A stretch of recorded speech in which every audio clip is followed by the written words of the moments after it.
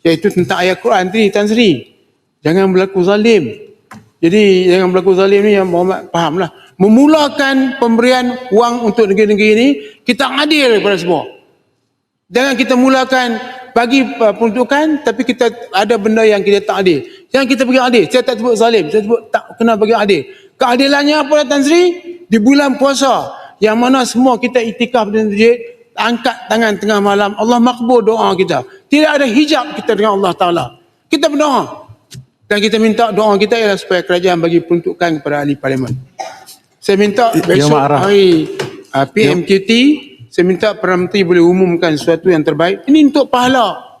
Kalaupun kita politik tak kira ada nombor dua, sebab politik juga dinamik. Kami pun dah lantik pengurusi PN, ni semua cukup dinamik sekarang. Arau, sikit saya nak ya, tanya sikit belakang ni. Ya, tadi yang Mak Arau sebut ya, bahawa formula pemberian sekutu anggota negeri ini tidak hanya berdasarkan populasi atau penduduk itu ya. Jadi maknanya kita setuju bahawa RU ini perlu dilihat juga supaya kerajaan menetapkan tahap kemiskinan setiap negeri itu dan juga keluasan geografi itu juga sebagai diambil kira sebagai formula untuk pemberian tambahan ini. Adakah Arau setuju begitu? Tapi pemberian untuk orang ni kita jangan ganggu dah. Sebab itu dah termasuk dalam perlembagaan. Tak payah ganggu dah. Kita biarkan benda tu berlalu. Sekarang ni tambahan ni saya cadangkan wang ihsan tetap. Pemberian kepada ahli parlimen ni jangan lagi berdolak dalik lagi dah. Bagi. Tak bagi banyak pun sikit. Maaf. Tak bagi banyak pun bagi sama rata. Lebih kurang macam tu. Pada semua. Tentang berpertanyaan tentang jurang, saya akui. Sebab itu kalau kita lihat banyak peruntukan pada negeri-negeri, walaupun dituduh di sebahagian bahawa kita diskriminasi dan zalim, namanya doa-doa ni sebab kita zalim. Padahal kalau tengok angka peruntukan Kelantan, Terengganu, Perlis, Kedah itu bertambah lebih daripada masa dia perintah. Arau. Ya. Jadi tak apa, saya tegur tidak apa, tapi jangan kata zalim, tak bagi. Kenapa peruntukan tambah? Saya bagi umpamanya baru ni ke Mada. Permulaan fasa pertama 1 bilion ringgit. Itu di Kedah. Dan banyak pesawat-pesawat padi itu penyokong-penyokong pembangkang. Saya tak soal itu. Dan bukan saja begitu, saya pergi minta percepatkan proses itu. Jadi kalau begini juga zalim, kena ikut hawa nafsu politik yang tak terkawal, susahlah. Ya. Kalau dan baru-baru ini jumpa guru pondok. Mereka mengeluh kerana dulu 2003 pemimpin mereka sekarang ini SG4 membatalkan semua peruntukan kepada sekolah agama rakyat. Saya tidak setuju. Jadi tahun 2022 kita berikan semua balik kepada sekolah agama rakyat. Ya, yang zalim ni, yang disanjung dan dipuja ini, yang batalkan. Tapi saya renung tak cukup. Sekolah-sekolah agama saya minta kajian oleh ICU dalam keadaan sangat daif. Dan sekarang sebahagian juga kata tak payah lebih kerana ini lubuk-lubuk kata pembangkang. Saya tak peduli. Sebab itu anak-anak kita yang belajar. Tapi bila jumpa guru, saya kata gini.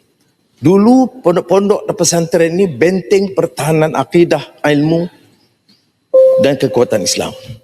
Sekarang kalau kita mau pertahankan dia sebagai kekuatan, kita teruskan dengan pengajian dia. Pengajian tradisionalnya, hufaz dan sebagainya. Tetapi mesti ditambah. Itu yang ditambah dengan TVET.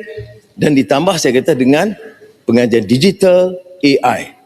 Dan saya akan hati-hati untuk mencari jalan bagaimana baiki dan tambah.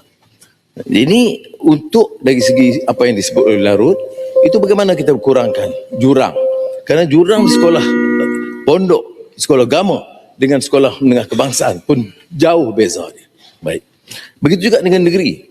Sebab itu di Sarawak kita dukung sepenuhnya menjadikan energy hub.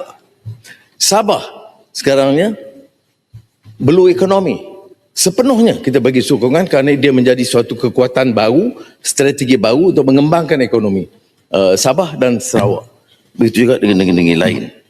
Tentang Bumi Putera, dalam rancangan Malaysia ke-13, bawah mauduk Putera 35, itu dicerakin langkah-langkah yang diambil. Dan percayalah Tan Sri yang betul, langkah-langkah kita ambil itu tidak menafikan hak yang lain.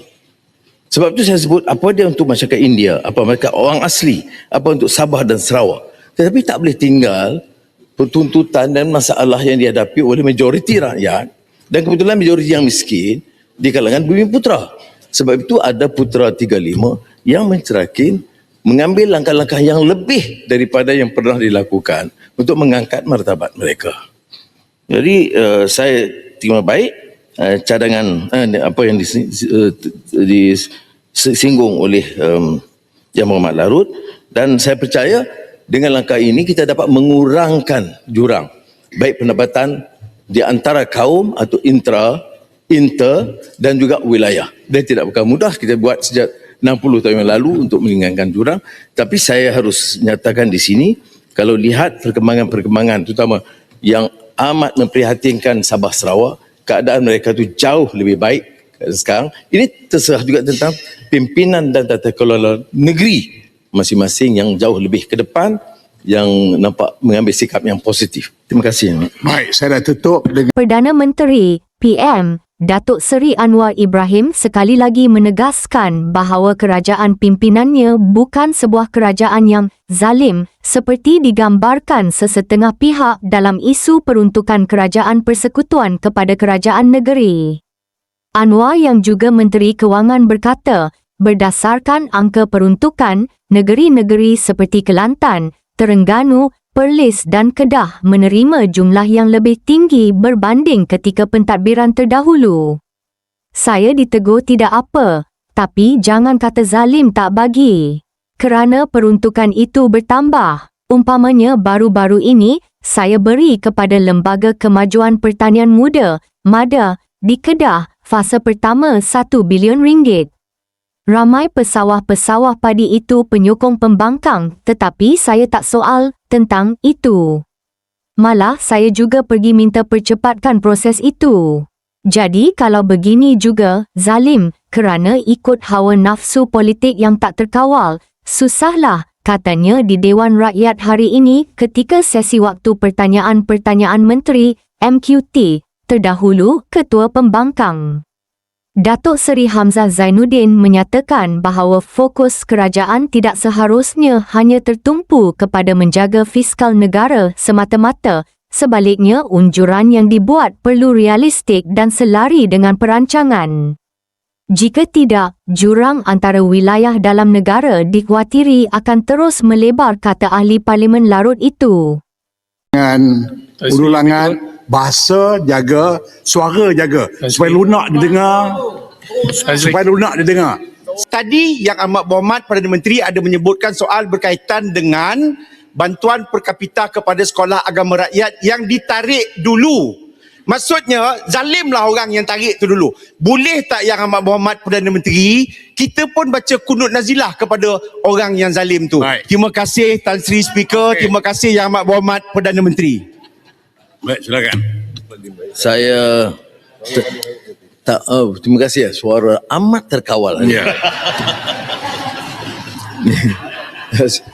Saya fikir saya adalah orang yang tidak bersetuju kunut nazilah itu dipolitikkan, termasuk dengan orang yang saya tidak senang, ya, yang termasuk yang membatalkan peruntukan untuk sekolah agama rakyat, ya. Dan saya percaya kerana mereka ada sahabat-sahabat penyokong-penyokong setia sekarang di belah sana, dia patut nasihatlah, supaya sempat kita bertaubat dan berubah dan memberi sokongan kepada perkembangan Islam. Baik, terima kasih. Baik, terima kasih. Sekianlah waktu. Perdana Menteri PM Datuk Seri Anwar Ibrahim sekali lagi menegaskan bahawa kerajaan pimpinannya bukan sebuah kerajaan yang zalim seperti digambarkan sesetengah pihak dalam isu peruntukan kerajaan persekutuan kepada kerajaan negeri. Kerajaan Madani sejak 2022 mula memulihkan semula peruntukan kepada sekolah pondok dan sekolah agama rakyat, satu bentuk keadilan terhadap hak yang pernah dinafikan oleh pentadbiran terdahulu. Perdana Menteri Datuk Seri Anwar Ibrahim berkata, kerajaan Madani komited untuk terus menambah baik keperluan sekolah pondok dan sekolah agama rakyat. Menurut beliau, komitmen itu bagi memastikan institusi pondok tidak terus ketinggalan memandangkan jurang kemudahan dengan sekolah kebangsaan masih besar. Saya bertemu guru-guru pondok yang mengeluh kerana sebelum ini, pemimpin mereka sekarang iaitu kumpulan SG4, State Government 4, telah membatalkan semua peruntukan kepada sekolah agama rakyat. Saya tidak bersetuju dengan tindakan itu. Sebab itu pada 2022, kita kembalikan semua peruntukan tersebut kepada sekolah agama rakyat oleh kerajaan Madani yang dituduh zalim, sedangkan mereka yang disanjung dan dipuja yang membatalkan. Katanya pada sidang Dewan Rakyat semalam. Menerusi Facebook, Menteri Kewangan itu menegaskan tuduhan bahawa kerajaan pusat adalah zalim itu tidak benar kerana negeri milik pembangkang menerima peruntukan lebih tinggi. Tuduhan kononnya kerajaan pusat zalim tidak berasas. Hakikatnya, negeri-negeri seperti Kelantan, Terengganu, Kedah dan Perlis menerima peruntukan lebih tinggi berbanding sewaktu ditadbir pembangkang.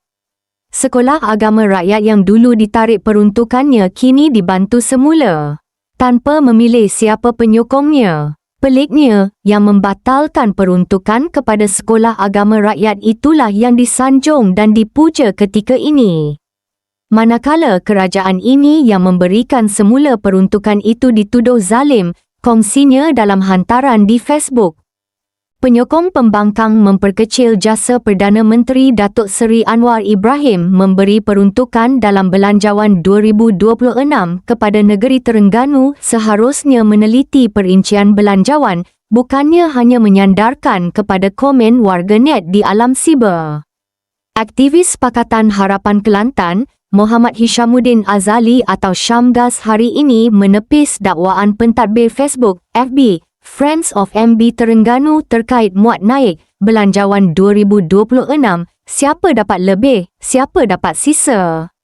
Beliau berkata, infografik yang dipaparkan kononnya Sabah dan Sarawak menerima lebih peruntukan, manakala Terengganu menerima sedikit merupakan satu tanggapan negatif.